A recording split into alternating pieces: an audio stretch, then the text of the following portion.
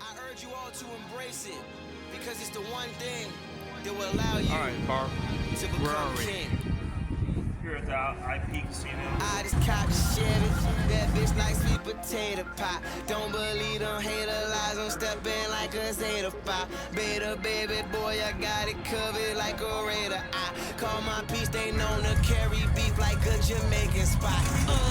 I'm sick of disgusting me cause I think of this shit and I spit it quick as it coming. I'm breaking niggas in heaven, I'm making wishes, I'm bugging. I tell them niggas get ready, they bout to witness the ugliest shit.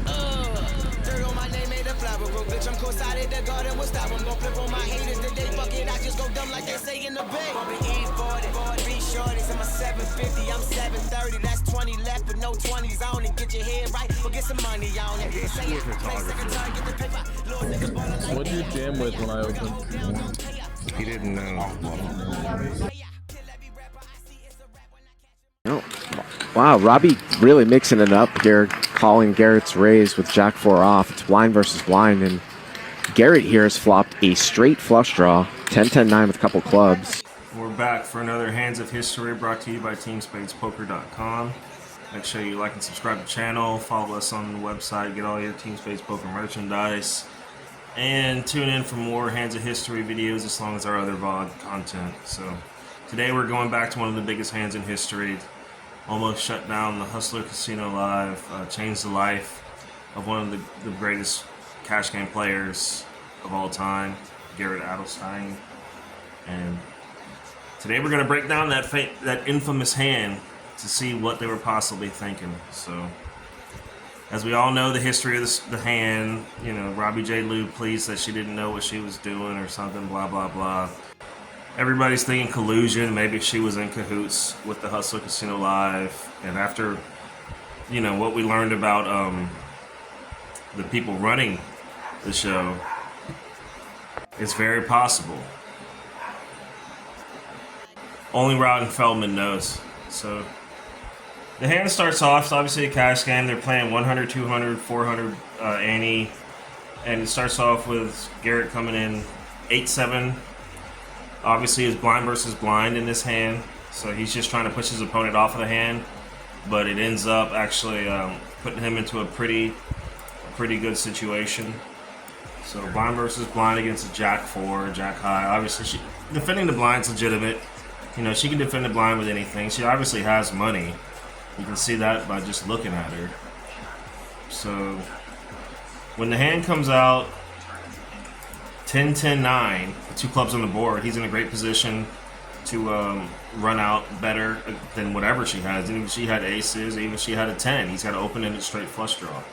So at the same time, unless she has a 9 or a 10, his 7 and 8s are live. But for some reason, she wants to play with him. Maybe she's got a crush on him or something. So she's in the hand. Jack 4, surprisingly, is good. She does have that backdoor runner flush draw, and potential for a runner straight draw. So a lot of good cards can come for Robbie J. Lou on this turn, but they don't. So 3 of hearts comes out, slowing Garrett down, showing him that obviously he missed one street, so he's going to have to either bluff this pot now, or bluff it on the river, or hit his hand. So he chooses to... Garrett's sitting there with a massive stack in this cash game. He has over 800K in his bankroll, in his chip stack, and Robbie only sitting there with 129K. So Garrett could call this over and over again. So he's feeling pretty confident about his decision, whether it wins or loses in this hand. The most he could lose is 1/8 of his stack, and that would still be a massive pot. So he bets out another 10,000 into a 100, 200, 400 game. Robbie J. Lou casually makes the call. Almost like she's getting paid to play here, like she just doesn't really care about the money. It's kind of like the online casino bloggers and streamers who are getting paid by these websites and these companies to play on their platforms. So of course they don't care if they lose. It's like getting free money. They're free rolling the whole time. So Robbie J. Lou actually raises here to 20,000. Min raise, doubles his bet, with really the only out being a jack if she knew that she was ahead at the time, because there's no more opportunity for runners in this hand. She can't run a runner straight. She can't run a runner flush. Literally has to hit a jack and a jack only, and her opponent has to not have queens, kings, or aces. Which the way that he's playing, he could, unless she's just a remarkable reader. But Garrett, knowing the situation, puts in the 3-bet to 129,000. Really putting the test on her. Really playing his stack, playing his big stack situation. Looking at her, if you look at her here, she doesn't look that serious about the hand. She's not a serious poker player. She's just probably playing with her boyfriend's money. So she thinks about it for a second before making this ridiculous all-in push.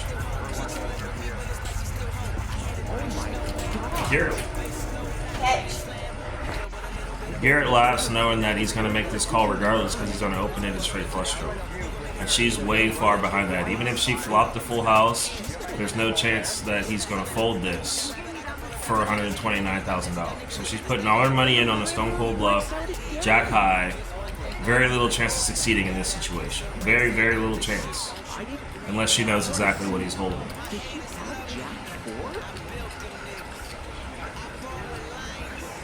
More than likely, Garrett's expecting her to have one of those cards or 2 overs. Anything to beat a pair. They run it twice. Ace on the river, now he's definitely dead. Of course she has at least an ace. But it turns out in this situation, she simply has a jack high.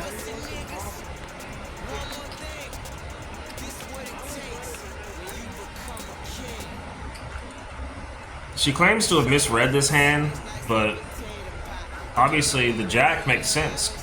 Calling with a hope and a dream that a good turn card comes and gives you a better flush draw or potential to a straight draw.